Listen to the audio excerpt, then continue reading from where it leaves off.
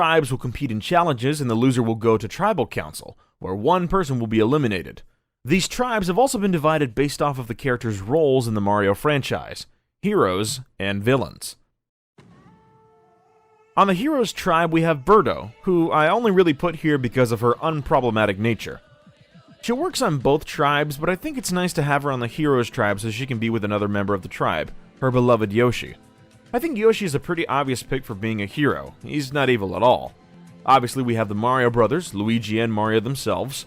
These are the most obvious picks you can pick. Diddy and Donkey Kong may be controversial picks for this tribe of heroes, but I believe they've been on many heroic adventures on their own to prove that they're pure-hearted in nature.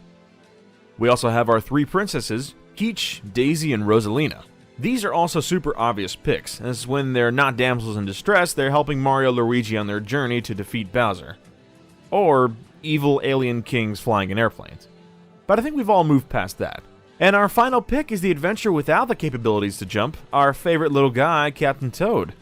He's already starred in his own game, and he's been a pure-hearted hero. I think he's a good representative for all the Toads out there.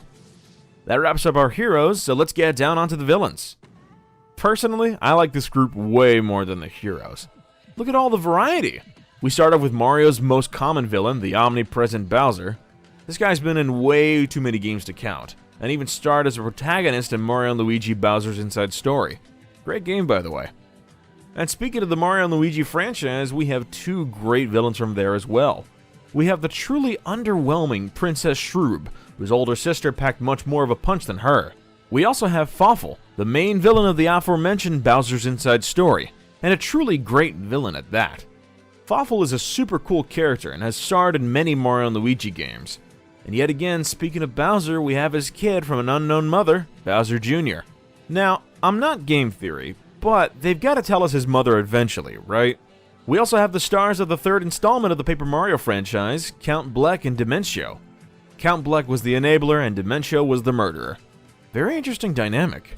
Count Bleck could be argued as a hero, but I think his villainous nature for 95% of the game warrants his placement here. We have Bowser's trusty other sidekick, Kamek, not Magic Koopa. I'm shaking my head at you filthy Mario casuals. We also have the staple villain of Luigi's Mansion, King Boo. I wonder if he'll trap Mario in another painting. And finally, the last two of the villains tribe, the Wario brothers, Wario and Waluigi. Waluigi is critically known for his internet fame back a couple years ago, and Wario is just Wario. With those tribes being covered, let's begin!